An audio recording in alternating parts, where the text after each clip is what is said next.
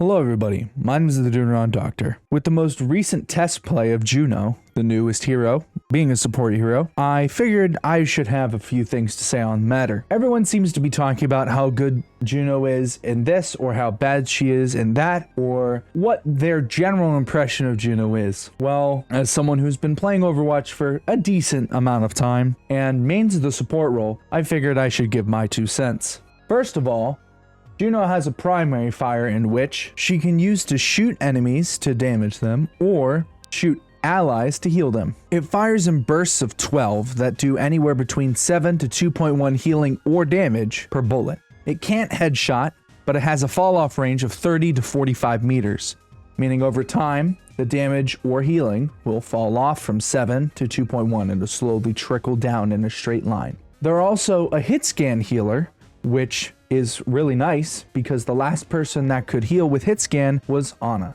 BAP doesn't count, he can only damage with hit scan. It takes roughly 3 full shots of bursts of 12 to actually kill an enemy, but it combos really well with their secondary fire. Their secondary fire is the pulsar torpedoes. It's a ability that does 75 healing or damage to any ally or enemy that is in the vicinity. It is a projectile and it is a homing bullet, so you can't really dodge it. It also additionally has a 60 healing over time, meaning the 75 direct healing plus the 60 over time healing combined to a total of 135.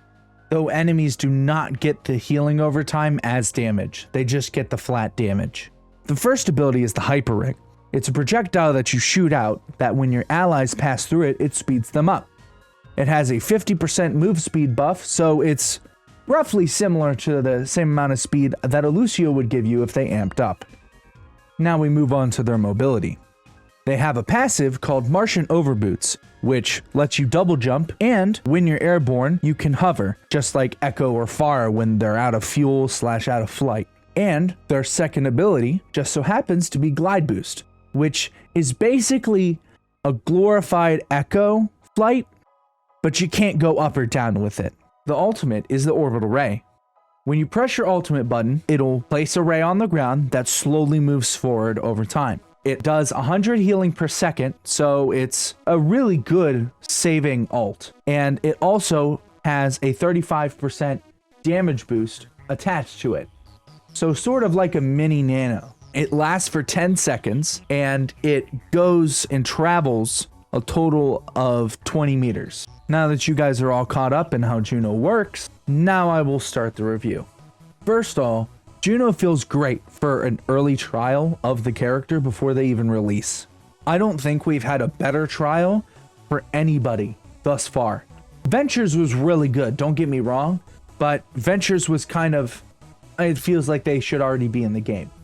Mostly because they had a lot of similarities with old Doomfist, but that's besides the point. First of all, Juno's primary feels great to use, except for one thing. The one gripe I have with Juno's primary is the healing fall off. I don't think there should be healing fall off. If there is healing fall off, it should be a really, really long range, like 60 and like 80. That would be okay. I'd be fine with that. Right now, as the healing is at the current moment, I think it's a little bit lackluster that you have to be right in your tank's face or your other support or other DPS's face to actually be able to heal them to the maximum amount of value that you can get. But in compensation, I would be okay with the healing nerf because 108 healing a second is ridiculous. That's more than the ult, okay? If your primary can heal more than your ult, you have a problem. Now, the secondary fire is, albeit a lot worse for wear. Now, don't get me wrong, the healing and damages it does is perfectly fine. I have no problems with that. That feels great.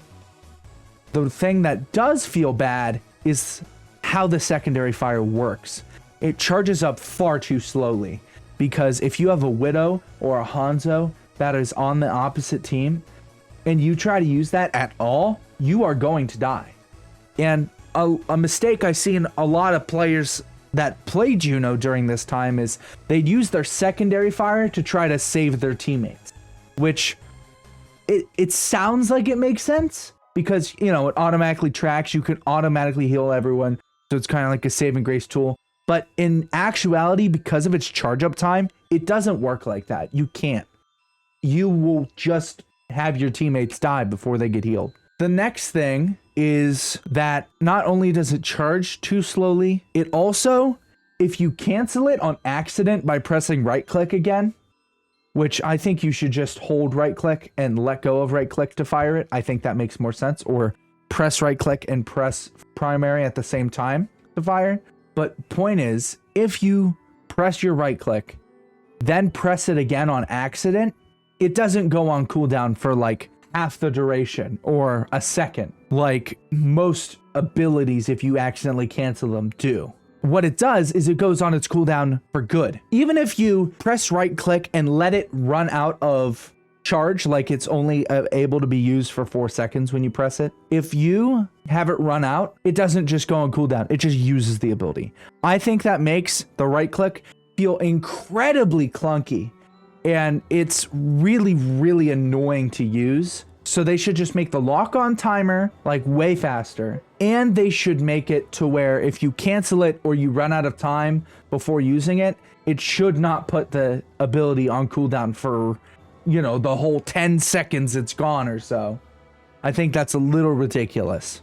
The movement, I will say, is also a little bit clunky. I don't like that you can't go up. The only way you are able to go up during the flight is if you run into slopes that can slide you up as you move. That does not feel good at all. Either the second jump that Juno has needs to be heightened to give her that mobility, that vertical mobility that is required for a flight hero, or the flight needs to be able to let you go up and down, just like Echo's. I think having it go side to side, while yes, trying to make it different from Pharah, Echo, and Diva's flight makes sense. The way they're doing it is not good. It just straight does not feel nice. And if I'm gonna be honest, if someone's from Mars, they should probably just know how to fly. I'm sorry, that just makes more sense. Their orbital ray, I think their orbital ray is way too OP. I think it needs to be way tuned down. I think orbital ray needs maybe a 20% damage boost or a 25% damage boost, not a 35% damage boost. I think that's a little ridiculous, but the healing's fine because you can just anti it. I would probably also slow down the alt speed just because it starts in an awkward position. Like it's in front of you, but also kind of where you are.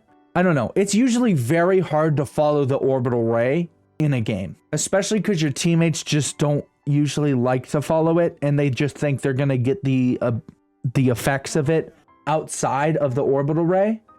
So I'd say either make it a little bit slower or like maybe give a little bit of a speed boost, like use your hyper ring while they're doing it so that they can stay with it more.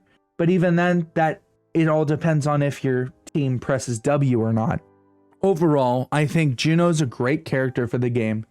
One of the healthiest we've seen yet. And trust me, I'm going to be maining them because not only do I like Brig, I like Ana, and Juno just kind of slots in perfectly because I'm an Echo and Pharah main.